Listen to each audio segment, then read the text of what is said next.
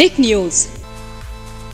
नमस्कार, आप देख रहे हैं टिक न्यूज और स्वागत है आप सबका दर्शकों हमारे चैनल में। एक बार फिर से मैं आप सबकी होस्ट श्रुति इस वक्त लेकर आई हूं आपके लिए बड़ी खबर। यहां पर खास रिपोर्ट महाराष्ट्र को लेकर। जी हाँ, महाराष्ट्र की सियासत से जुड़ा ये खबर है जिसकी हम बात करने वाले हैं और ये खबर सीधा सवाल को जन्म देती है, क्या वाकई में संजय राउत का प्लान भाजपा के साथ कोई डील है।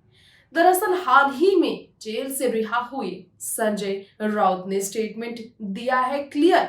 दिल्ली जाकर प्रधानमंत्री नरेंद्र मोदी और गृह मंत्री अमित शाह से मुलाकात करने का।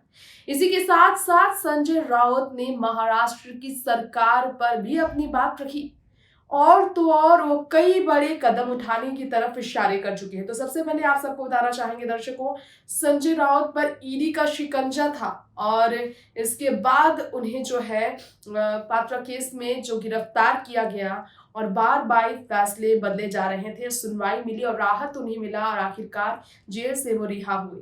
जेल से उनकी रिहाई के बाद आदित्य ठाकरे ने सीधे बीजेपी को चुनौती दी थी, तंज कसा था भाजपा सरकार पर, केंद्र पर। और इसके ठीक बाद आदित्य ठाकरे की तरफ से आए मोदी जी और अमित शाह के खिलाफ तंज के बावजूद संजय राउत ने जो स्टेटमेंट दिया है, वो स्टेटमेंट संजय राउत का कोई तंज नहीं बल्कि बड़े फैसले की तरफ इशारे करता है। तो संजय राउत ने क्या कहा है, जानिए इस खास रिपोर्ट में। जेल से रिहा होने के बाद शिवसेना के प्रवक्ता संजय राउत ने एक बहुत ही बड़ा बयान दिया है। उन्होंने कहा दिल्ली जाकर प्रधानमंत्री नरेंद्र मोदी से मिलेंगे वो। साथ ही में महाराष्ट्र के उप मुख्यमंत्री फडणवीस को लेकर भी उन्होंने स्टेटमेंट दिया है।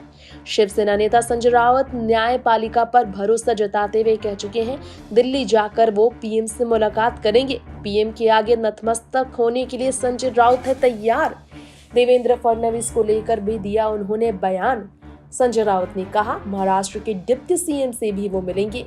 ठीक है, कल के ऑर्डर से न्यायपालिका पर लोगों का विश्वास बढ़ा है, ये उन्होंने कहा। मैं देवेंद्र फडणवीस से मिलकर, राज्य का नेतृत्व फडणवीस कर रहे हैं, मुख्यमंत्री किसी पार्टी का नहीं होता, ये उन्होंने कहा, राज्य का होता है। इतना ही नहीं, दिल्ली जाकर पीएम मोदी, गृह मंत्री अमित शाह से मिलने की बात भी उन्होंने की। संजय राउत ये कह चुके हैं कि दिल्ली जाकर पीएम और गृह मंत्री से मिलेंगे, अपने साथ हुई घटना और यहाँ की स्थिति के बारे में वो बताएंगे। जी हाँ, आपको बताना चाहेंगे कि पीएम और अमित शाह से जुड़ने की बात उन्होंने की है। इसके साथ ही साथ उन्होंने कहा कि ये लोगों ने साजिश रची थी, आनंद मिला होगा जिन्होंने ये साजिश रची। मेरे मन में किसी के लिए शिकायत नहीं, पूरी व्यवस्था को या फिर किसी केंद्रीय एजेंसी का दोष नहीं दूंगा। महाराष्ट्र में नई सरकार बनी है, यानी कि सीएम एकनाथ शिंदे के खिलाफ है उनकी आवाज। उन्होंने ये कह दिया है कि मैं आज उद्धव ठाकरे और शरद पवार से भी मिलूंगा, कुछ दिनों में राज्य के मुख्यमंत्री से भी मिलूंगा, पीएम मोदी और गृह मंत्री से भी मिलूंगा। सरकार ने कुछ निर्णय अच्छे लिए हैं, मैं उनका स्वागत करूंगा। ये बात भी कह दिया उन्होंने, बीजेपी के सामने उन्होंने ये बात कह दी।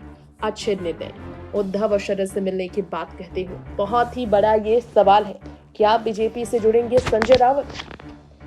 तो संजय राउत के स्टेटमेंट आप सबने सुने हैं। महाराष्ट्र की सियासत किस ओर जाएगी, शरद पवार और उद्धव से मिलने के बाद क्या बड़ा फैसला लेने वाले हैं संजय? क्या भाजपा की तरफ ही वो सिर झुकाएंगे, नतमस्तक? क्या वाकई में वो नतमस्तक हो जाएंगे प्रधानमंत्री नरेंद्र मोदी के सामने, क्योंकि स्वागत किया है उन्होंने सरकार के कई फैसलों का। तो इस बार भी टिप्पणी संजय राउत की तरफ से आनी बाकी है। फिलहाल इस खास रिपोर्ट में इतना ही। बाकी खबरों की तरफ बने रहने के लिए देखते रहे टिक न्यूज। नमस्कार।